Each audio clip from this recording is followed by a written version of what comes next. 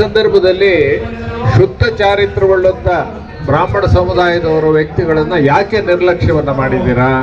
ದಿನೇಶ್ ಗುಂಡೂರಾವ್ ಇರ್ಬೋದು, R V Deshpande ಅವರು ಇರ್ಬೋದು, ಹೊಸಮುಖ ಅಂತ ಹೇಳಿದ್ರೆ ನಮ್ಮ ಸವದತ್ತಿ ಕ್ಷೇತ್ರದ ಶಾಸಕರಾದಂಥ ವಿಶ್ವಾಸ್ ವೈದ್ಯ ಇರ್ಬೋದು. ಹೊಸಬರಿಗೆ ಅವಕಾಶ ಕೊಡೋದಿದ್ರೆ ಅವ್ರಿಗೂ ಅವಕಾಶವನ್ನು ನಾವು ಮಾಡ್ಕೊಡ್ಬೋದು. ನಾವು ಕೆಲವು ವಿಚಾರವನ್ನು ನಾವು ಗಮನದಲ್ಲಿ ಇಟ್ಕೋಬೇಕಾಗುತ್ತೆ. ಬ್ರಾಹ್ಮಣರಿಗೆ ಸಂಖ್ಯೆ ಇಲ್ಲ ಅಂತ ಹೇಳಿ ನಿರ್ಲಕ್ಷ್ಯ ಮಾಡೋದಾದರೆ, ಇಡೀ ದೇಶದಲ್ಲಿ ಉತ್ತರ ಪ್ರದೇಶದಲ್ಲಿ 14% ಇದ್ದೀವಿ ನಾವು ಬ್ರಾಹ್ಮಣರು. ರಾಜಸ್ಥಾನ್, ಗುಜರಾತ್ರಲ್ಲಿ 8ರಿಂದ 9% ಇದ್ದೀವಿ. ಉತ್ತರಾಖಂಡ ರಾಜ್ಯದಲ್ಲಿ 25% ಇದ್ದೀವಿ. ನಾವೇನಾದರೂ ತೀರ್ಮಾನವನ್ನು ಮಾಡಿ, ನಮ್ಮ ಅಖಿಲ ಕರ್ನಾಟಕ ಬ್ರಾಹ್ಮಣ ಸಂಘಟನೆಗಳು ತೀರ್ಮಾನ ಮಾಡಿ, ಇಲ್ಲ ಈ ಪಕ್ಷದವರು ನಮಗೆ ಬೆಂಬಲವನ್ನು, ನಮಗೆ ಸೂಕ್ತವಾದಂಥ ಪ್ರಾತಿನಿಧ್ಯ ಕೊಡ್ತಾ ಇಲ್ಲ ಅಂತ ಹೇಳಿದ್ರೆ, ಇದು ರಾಷ್ಟ್ರವ್ಯಾಪಿ ಇದರ ಪರಿಣಾಮ ಆಗುತ್ತೆ. ನಾವು ಆ ತೀರ್ಮಾನವನ್ನು ತೆಗೆದುಕೊಂಡಿಲ್ಲ. ಆದರೆ ಇವತ್ತಿನ ದಿನದಲ್ಲಿ ಬಹಳಷ್ಟು ನಮ್ಮ ನಾಯಕರೆಲ್ಲ ಮನವಿಯನ್ನು ಮಾಡಿದ್ದಾರೆ. ಅನೇಕ ಸಾರಿ ಮನವಿಯನ್ನು ಸಹ ನಾವು ಜೋರಾಗಿ ಹೇಳಬೇಕಾಗುತ್ತೆ. ಯಾಕೆ ಅಂತ ಹೇಳಿದ್ರೆ, ಈ ಪ್ರಜಾಪ್ರಭುತ್ವದಲ್ಲಿ ಜೋರಾಗಿ ನಾವು ಮನವಿಯನ್ನು ಮಾಡದಲ್ಲೇ ಹೋದರೆ ಆಗೋದಿಲ್ಲ.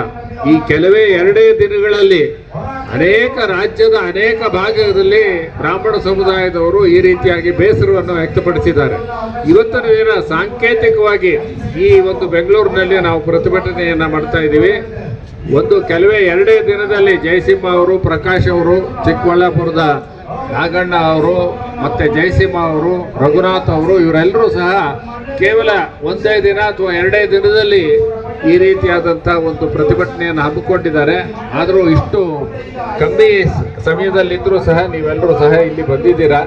ಇದೇ ರೀತಿಯಾದಂಥ ಪ್ರತಿಭಟನೆ ರಾಜ್ಯದಲ್ಲಿ ಅನೇಕ ಜಿಲ್ಲೆಗಳಲ್ಲೂ ಸಹ ನಮ್ಮ ಬ್ರಾಹ್ಮಣ ಸಮುದಾಯದವರು ಮಾಡಬೇಕು ಅನ್ನೋ ಒಂದು ಅಪೇಕ್ಷೆಯನ್ನು ಪಟ್ಟಿದ್ದಾರೆ. ಹಾಗಾಗಿ ನಾವು ಸರ್ಕಾರದಲ್ಲಿ ಮಾಡತಕ್ಕಂಥ ಮನವಿ ಏನು, ಬ್ರಾಹ್ಮಣರೀಗ ಮೀಸಲಾತಿಯನ್ನ ಯಾತಕ್ಕೋಸ್ಕರ ಸುಪ್ರೀಂ ಕೋರ್ಟ್ನವರು 50%ಗೆ ನಿಗದಿಪಡಿಸಿದ್ದಾರೆ ಅಂತ ಹೇಳಿದ್ರೆ, 50%ಗಿಂತ ಜಾಸ್ತಿ ಹೋದ್ರೆ ಅದು ರಿವರ್ಸ್ ಡಿಸ್ಕ್ರಿಮಿನೇಷನ್ ಆಗುತ್ತೆ ಅನ್ನೋ ಕಾರಣದಿಂದ ಮಾಡಿದ್ದಾರೆ. ಸಮುದಾಯ ಎಲ್ಲರೂ ಸೇರಿ ಬ್ರಾಹ್ಮಣ ಸಮುದಾಯದ ಒಂದು ಸಾಮಾಜಿಕ ನ್ಯಾಯ ಪ್ರತಿಭಟನೆ ಮಾಡ್ತಾ ಇದ್ದಾರೆ. ನಮಗೆ ನಾವು ಏನಿಲ್ಲ, ಇಲ್ಲಿ ಆಗಿರ್ತಕ್ಕಂಥ ನೋವು, ಖೇದ ಇಡೀ ರಾಜ್ಯದಲ್ಲಿ ಬ್ರಾಹ್ಮಣರಿಗೆ ಇದಕ್ಕೆ ಒಂದು ಆ ನೋವನ್ನು ತೆಗೆದು ನಮಗೆ ಸಹಾಯ ಮಾಡತಕ್ಕಂಥ ಒಂದು ಸಂದರ್ಭ ಇದು.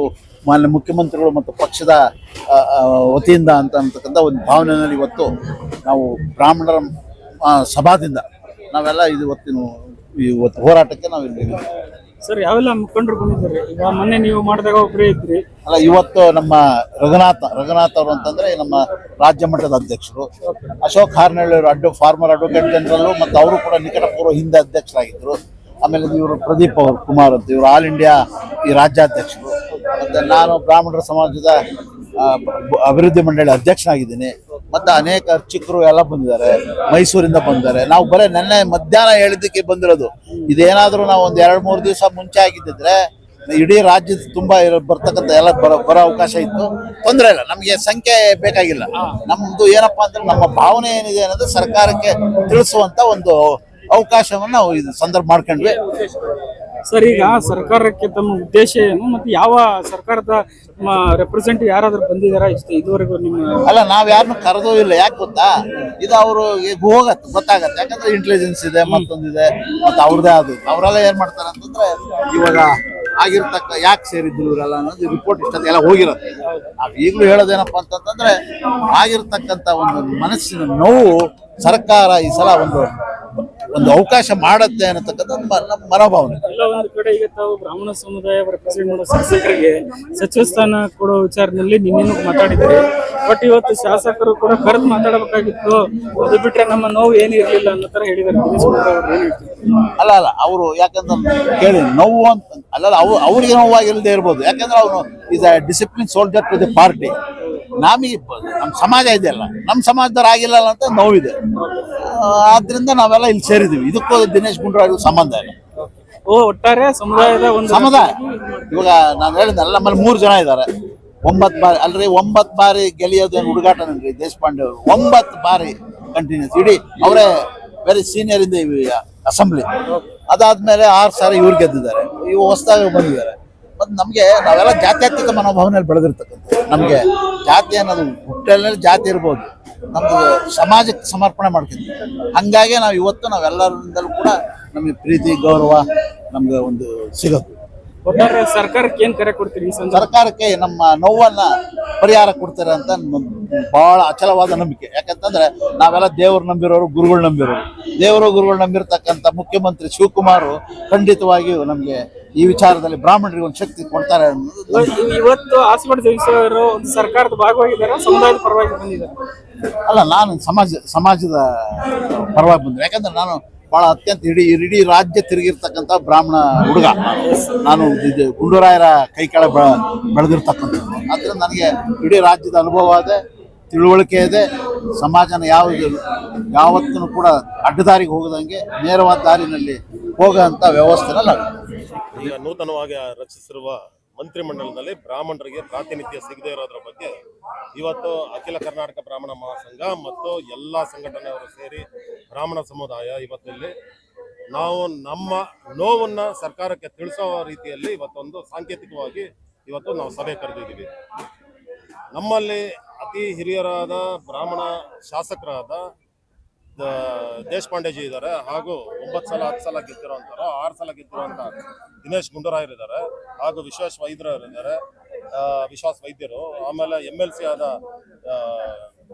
ನಮ್ಮ UB ವೆಂಕಟೇಶ್ ಅವರು ಇದ್ದಾರೆ, ಹಾಗೂ ಸಾಕಷ್ಟು ಹಿರಿಯರಿದ್ದಾರೆ. ಈಗ ನಮ್ಮ ಜಯಸಿಂಹರಾವ್ ಅವರು ಹೇಳ್ದಂಗೆ 53 ವರ್ಷದಿಂದ ಪಕ್ಷಕ್ಕಾಗಿ ದುಡಿದಿದ್ದಾರೆ ಅವರು. ಅದರಿಂದ ನಮ್ಮ ಬ್ರಾಹ್ಮಣ ಸಮುದಾಯನ ನೀವು ಕಡೆಗಣಿಸಬೇಡಿ. ಯಾವ ಕಾರಣದಿಂದ ಕಡೆಗಣಿಸಿದ್ದಾರೆ ಅಂತ ನಾವು ಹೇಳೋದಿಲ್ಲ. ಇದು ಅವರ ಇದರಿಂದ ಹೋಗಿದೆಯೋ, ಹೈಕಮಾಂಡಿಗೆ ತಿಳಿದಿಲ್ವೋ, ಅಥವಾ ನಮ್ಮ ಶ್ರೇಷ್ಠತೆಯನ್ನ ನೀವು ಜ್ಯೇಷ್ಠತೆ ಅಂತ ನೀವು ಮಾನದಂಡವಾಗಿ ತಗೊಳ್ಳಿ. ಯಾಕಂದ್ರೆ ನಮ್ಮ ದೇಶಪಾಂಡೆಜಿಯವರು ಇಡೀ ಕರ್ನಾಟಕದಲ್ಲಿ ಇಂಡಸ್ಟ್ರಿಯಲ್ ಡೆವಲಪ್ಮೆಂಟ್ ಆಗೋದಕ್ಕೆ ಅತಿ ಹೆಚ್ಚಿನ ಕೊಡುಗೆ ಕೊಟ್ಟಂತವರು ದೇಶಪಾಂಡೆಜಿ. ಹಾಗೂ ಕರ್ನಾಟಕದಲ್ಲಿ ಈಗಾಗಲೇ ಆಗಿರುವಂಥ 25 ಮುಖ್ಯಮಂತ್ರಿಗಳಲ್ಲಿ ಶ್ರೇಷ್ಠ ಮುಖ್ಯಮಂತ್ರಿಗಳು ಇಬ್ಬರಲ್ಲಿ ನಂಬರ್ 1 and 2 ಬರುವಂಥವ್ರು ನಮ್ಮ ಗುಂಡೂರಾಯರು ಮತ್ತು ರಾಮಕೃಷ್ಣ ಹೆಗಡೆ ಅವರು. ಇಂಥ ಸೇವೆ ಮತ್ತು ಈ ನಾಡಿಗೆ ಕೊಟ್ಟಂತ ಬ್ರಾಹ್ಮಣರನ್ನ ಕಡೆಗಣಿಸಬೇಡಿ. ಯಾಕಂದ್ರೆ ಬ್ರಾಹ್ಮಣರು ಈ ಸಮಾಜದ ಆಸ್ತಿ. ಬ್ರಾಹ್ಮಣರನ್ನ ಬಿಟ್ಟರೆ ಸಮಾಜ ಮುಂದಾಗಕ್ಕೆ ಸಾಧ್ಯ ಇಲ್ಲ. ಬ್ರಾಹ್ಮಣರನ್ನ ಒಟ್ಟಾಗಿ ತಗೊಂಡೋಗ್ಬೇಕಾಗತ್ತೆ ಅಂತ ನಮ್ಮ ಮುಖ್ಯಮಂತ್ರಿಗಳಲ್ಲಿ ನಾವು ಮನವಿ ಮಾಡ್ತೀವಿ. ಅಧ್ಯಕ್ಷರಾದ ಮೇಲೆ ಒಂದು ದೊಡ್ಡದಾದ ಪ್ರತಿಭಟನೆಯಲ್ಲಿ ಪಾಲ್ಗೊಳ್ತಾ ಇದ್ದೀರಾ. ಸೊ ಇವತ್ತಿನ ಪ್ರತಿಭಟನೆ ಉದ್ದೇಶ ಇವತ್ತು ಫ್ರೀಡಂ ಪಾರ್ಕ್ನಲ್ಲಿ ಅಖಿಲ ಕರ್ನಾಟಕ ಬ್ರಾಹ್ಮಣ ಮಹಾಸಭಾ ವತಿಯಿಂದ ನಾವೆಲ್ಲ ಇಲ್ಲಿ ಸೇರಿ ಒಂದು ಪ್ರತಿಭಟನೆ ಮಾಡಿದ್ದೇವೆ. ಕಳೆದ 70 ವರ್ಷದ ಕರ್ನಾಟಕ ರಾಜ್ಯದ ಇತಿಹಾಸದಲ್ಲಿ, ಸ್ವಾತಂತ್ರ್ಯ ಬಂದ ನಂತರದ ಭಾರತದ ಇತಿಹಾಸದಲ್ಲಿ ಮೊಟ್ಟ ಮೊದಲನೇ ಬಾರಿಗೆ ಕರ್ನಾಟಕ ರಾಜ್ಯದ ಸಚಿವ ಸಂಪುಟದಲ್ಲಿ ಬ್ರಾಹ್ಮಣರು ಇಲ್ಲದೇ ಇರುವುದೇ ಒಂದು ಆಶ್ಚರ್ಯವಾದಂಥ ಸಂಗತಿ. ಈ ವಿಚಾರ ನಮ್ಮ ಇಡೀ ಸಮುದಾಯದಲ್ಲಿ ಪ್ರತಿಧ್ವನಿಸಿದೆ. ಅನೇಕರಿಗೆ ಬೇಸರವಾಗಿದೆ, ಅನೇಕರಿಗೆ ನಿರಾಶೆಯಾಗಿದೆ.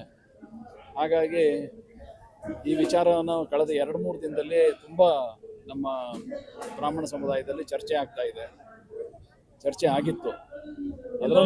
ಅದರಲ್ಲೂ ಸಹ ನಮ್ಮ ಅಖಿಲ ಕರ್ನಾಟಕ ಬ್ರಾಹ್ಮಣ ಮಹಾಸಭಾದಲ್ಲಿ ಸುಮಾರು 88,000ಕ್ಕೂ ಹೆಚ್ಚು ಸದಸ್ಯರಿದ್ದಾರೆ. ಈಗ ಇದರಲ್ಲಿ ಕಾಂಗ್ರೆಸ್ಸಿನ ಪಕ್ಷದ ಅನೇಕ ಹಿರಿಯ ಮುಖಂಡರು ಕೂಡ ನಮ್ಮಲ್ಲಿ ಸದಸ್ಯರಿದ್ದಾರೆ. ಅವರು ಎಲ್ಲರೂ ಕೂಡ ಇದರ ಬಗ್ಗೆ ದೀರ್ಘವಾಗಿ ಚರ್ಚೆಗಳು ಮಾಡಿ ನಮ್ಮ ಸಮಾಜಕ್ಕೆ ಆಗಿರ್ತಕ್ಕಂಥ ಅನ್ಯಾಯದ ವಿರುದ್ಧವಾಗಿ ನಾವೊಂದು ಪ್ರತಿಭಟನೆ ಮಾಡಲೇಬೇಕು, ಸರ್ಕಾರದ ಗಮನ ಸೆಳೀಬೇಕು ಅಂತ ಹೇಳಿದ್ರಿಂದ ಇವತ್ತು ಪ್ರತಿಭಟನೆ ಮಾಡಿದ್ದೀವಿ. ಸರ್, ಎಲ್ಲೋ ಒಂದು ಕಡೆ ಎಲ್ಲ ಸಮುದಾಯಗಳನ್ನ ಎಲ್ಲರಿಗೂ ಸೂಕ್ತ ಪ್ರಾತಿನಿಧ್ಯ ಕೊಡೋಕ್ಕಾಗಲ್ಲ. ಯಾಕಂದ್ರೆ ತಮಗೆ ಗೊತ್ತು 36 ಪೋರ್ಟ್ಫೋಲಿಯೋ ಇರೋದನ್ನ ಇನ್ಕ್ಲೂಡಿಂಗ್ CM. ಆದರೆ ಬ್ರಾಹ್ಮಣ ಸಮುದಾಯದ ಹಿರಿಯರು 8 ಬಾರಿ ಗೆದ್ದಂಥ ದೇಶಪಾಂಡೆ ಅವರು ಸುದೀರ್ಘ ರಾಜಕಾರಣ ಮಾಡ್ಕೊಂಡಿದ್ದಾರೆ. ಕೈಗಾರಿಕಾ ವಲಯದಲ್ಲಿ ಅವರದೇ ಹೆಸರು ಮಾಡಿದ್ದಾರೆ. ಯಾಕೆ ಅವ್ರನ್ನ ಕಡೆಗಣನೆ ಮಾಡಿರೋ ಹಿಂದಿರೋ ಉದ್ದೇಶ ಏನು?